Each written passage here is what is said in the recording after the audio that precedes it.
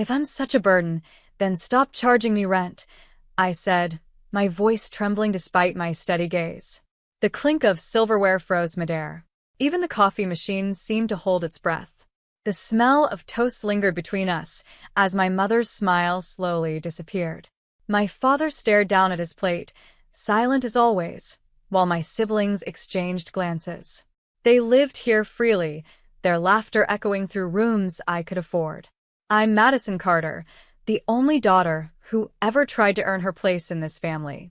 For 2 years, I had paid $1,600 every month to stay in my dad's apartment, convincing myself it was temporary, fair, even necessary. But that morning, something inside me cracked. My mother folded her napkin with precision. "Respect is earned, Madison," she said softly. "Maybe if you helped more, we'd reconsider your rent." Her words burned deeper than humiliation. I pushed back my chair, the sound slicing through the silence. "I already paid," I replied, meeting her eyes.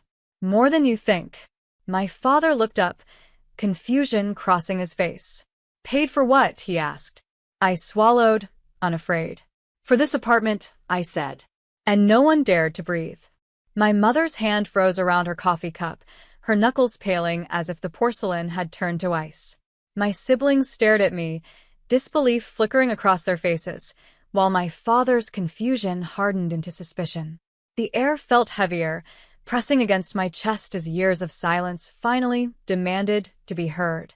I had carried their expectations, their judgment, and their quiet exploitation without protest, believing loyalty meant endurance. But that morning, loyalty tasted like betrayal. "You're being dramatic," my brother scoffed, breaking the tension with a brittle laugh. "You can barely afford rent. Don't pretend you own anything." His words cut sharply, yet they only strengthened my resolve. I reached into my purse, my fingers brushing against the envelope I had sworn to keep hidden. The weight of it steadied me. My mother's voice softened into something dangerously sweet. "Madison," she said, "don't embarrass yourself. Sit down and apologize." I didn't move. Instead, I placed the sealed envelope on the table between us.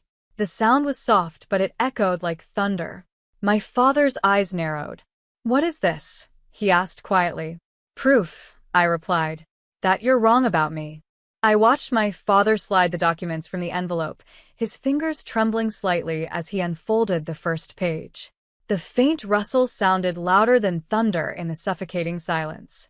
My mother leaned closer, her confidence fading as her eyes scanned the legal letterhead.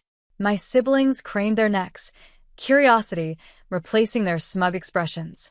"What is this?" my father whispered. "The deed transfer agreement," I answered steadily. "Signed 6 months ago." My mother's chair scraped against the floor. "That's impossible," she said, her voice sharp with disbelief. "This apartment belongs to your father." "It did," I replied, "until he faced financial trouble last year." A memory flickered in his eyes. Late-night calls, unopened bills, the quiet desperation he thought he had hidden from us. "I paid off the mortgage," I continued. "Every dollar. Quietly. Legally. In exchange, ownership was transferred to me."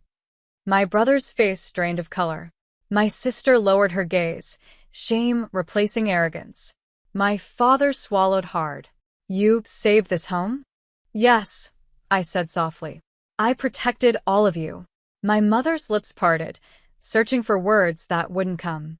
Then I pushed the final document toward them. "And today," I added, "things change." My mother's eyes darted across the final document, her composure unraveling with every passing second. The silence around the breakfast table thickened, no longer tense but fragile, like glass on the verge of shattering. My father's hands trembled as he adjusted his glasses, reading each line twice, as if hoping the words might rearrange themselves into something less devastating. This can't be real," my sister whispered, her voice stripped of its usual arrogance. "It is," I replied calmly. "Every signature, every clause legally binding." My brother scoffed weakly.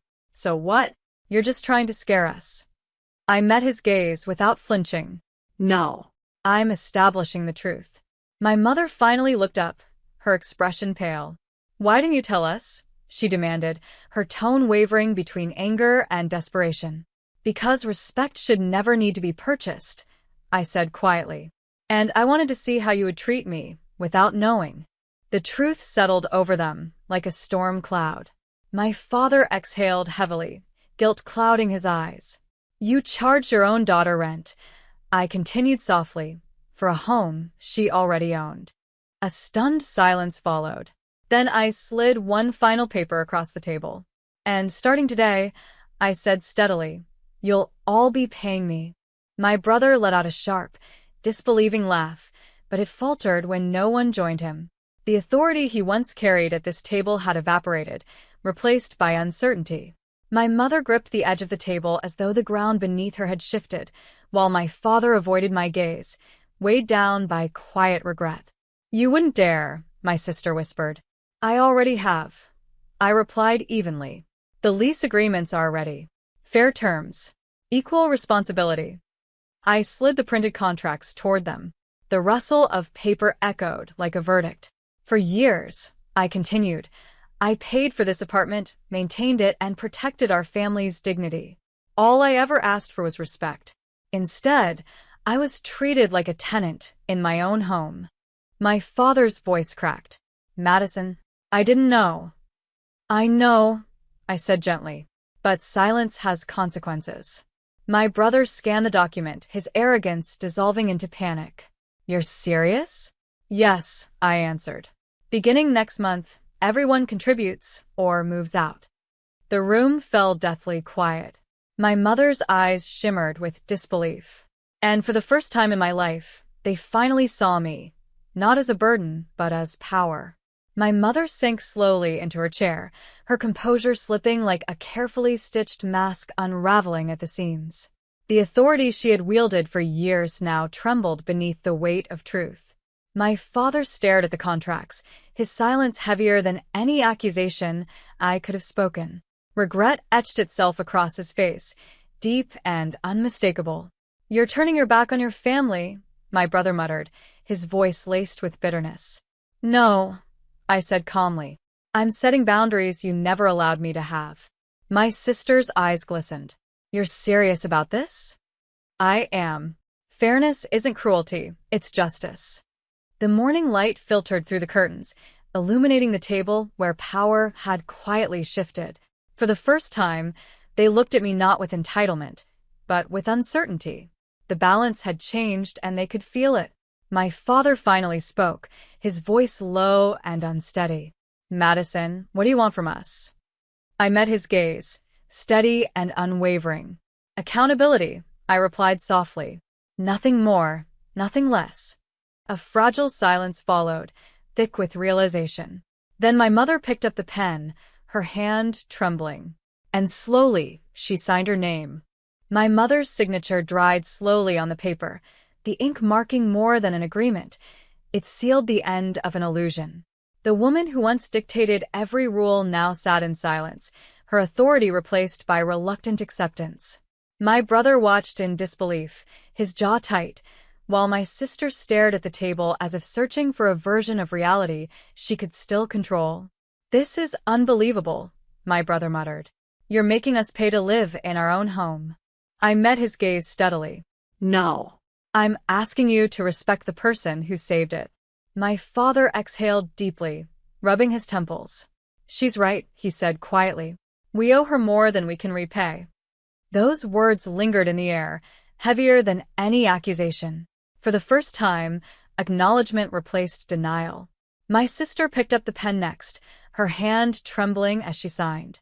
One by one, their names appeared beneath the terms I had written, not out of love, but necessity. When the final signature was complete, I gathered the contracts carefully, feeling an unfamiliar calm settle within me. "This isn't revenge," I said softly. "It's balance." But as I stood to leave the table, my father's voice stopped me cold. "Madison," he said, his eyes filled with regret. "There's something you deserve to know." My heart tightened at the weight in my father's voice. The room felt smaller, as though the walls themselves leaned in to hear what he was about to confess. I turned slowly, meeting his weary eyes, sensing that this revelation carried more than regret. It carried truth long buried. "What is it?" I asked quietly. He swallowed, glancing briefly at my mother before speaking. "You weren't supposed to find out like this," he said. "The financial trouble last year, it wasn't just bad luck. I invested in your brother's business. When it failed, we lost everything." The words struck like a silent storm. My brother's face turned ashen. "Dad, please." "No," my father interrupted, his voice firm but heavy. "She deserves the truth." He looked back at me, shame clouding his expression.